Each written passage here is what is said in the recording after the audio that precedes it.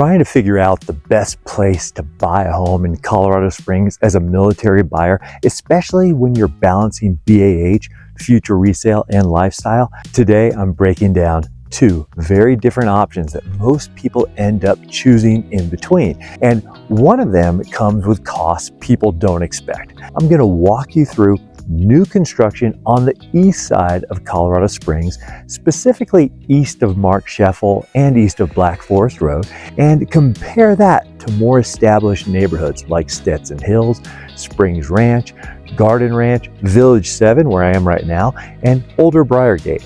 By the end of this, you'll have a much clearer picture of where you're actually getting the most value for your money and what trade-offs might matter most for your situation. As a team that works with military families every day, especially those PCSing into Colorado Springs, we see this decision come up constantly. And the reality is there's no one-size-fits-all answer, but there is a smarter way to look at it.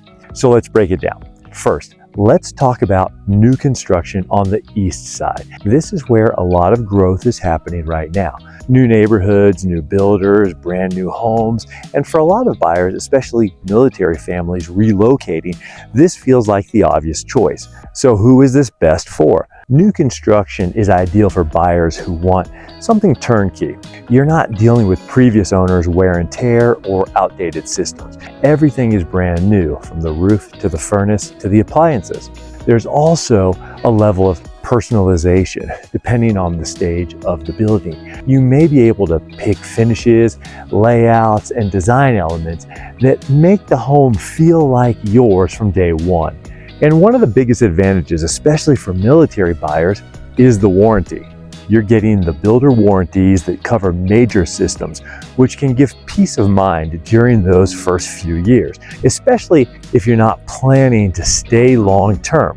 Here's the trade-off that a lot of people don't fully understand going in. New construction almost always comes with additional costs that aren't included in the purchase price.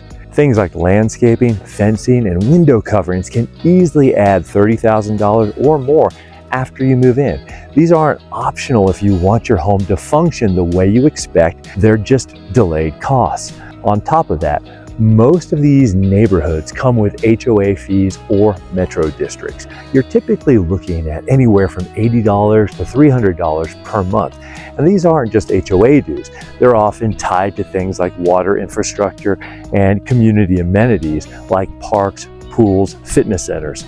And then there's the property taxes. In many of these newer areas, taxes are higher because of what are called special taxing districts. These districts help fund the development of the community, roads, utilities, schools, but that cost gets passed on to you as the homeowner over time. So while the home itself is brand new, the total monthly cost can end up higher than expected when you factor everything in.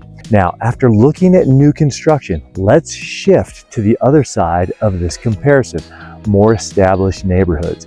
Areas like Stetson Hills, Springs Ranch, Garden Ranch, Village 7, where I am right now, and older parts of Briargate, especially between Academy Boulevard and Marksheffel, built from the 1970s through to the early 2000s. So who are these best for? These neighborhoods tend to be a better fit for buyers who are focused on overall value and long-term positioning. First, you're often getting larger lots, more space between homes, more mature landscaping, and in many cases, trees that actually have grown. Second, the tax situation is usually more favorable. These areas typically don't have the same metro district structures, which means your property taxes can be lower compared to newer developments. Third, you're often closer to established parts of the city, major employers, base access points, shopping and schools. That can mean shorter commutes, which is a big deal for military families managing busy schedules. Now, the trade-off here is condition. These homes are older. That means you may need to budget for maintenance, updates, or repairs over time. Roofs, HVAC systems, cosmetic updates, those are parts of the equation. But here's where a lot of buyers start to shift their thinking.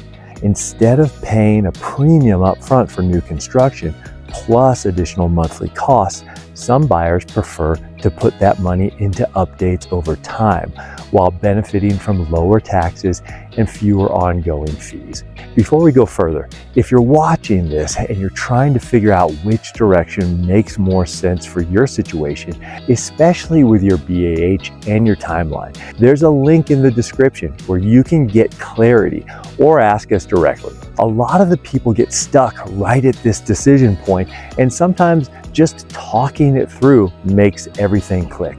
Now, let's bring this together. If your priority is convenience, low maintenance, and that brand new feel, new construction on the east side can absolutely make sense. But you need to go in with a full understanding of the true monthly cost, not just the mortgage. If your priority is maximizing value, keeping monthly costs more predictable, and being closer to established parts of the city, these older neighborhoods can be really strong options. And for a lot of military buyers thinking about resale 2 to 5 years, that positioning can matter more than expected. Here's the key takeaways. The best location for your money isn't about new versus old. It's about how the total cost, lifestyle, and future flexibility line up with your situation. Because what works perfectly for one PCS move could create friction for the next one. If this was helpful, make sure to like and subscribe so you don't miss future videos. And check out the next video. It builds on what we just talked about and will help you take the next step.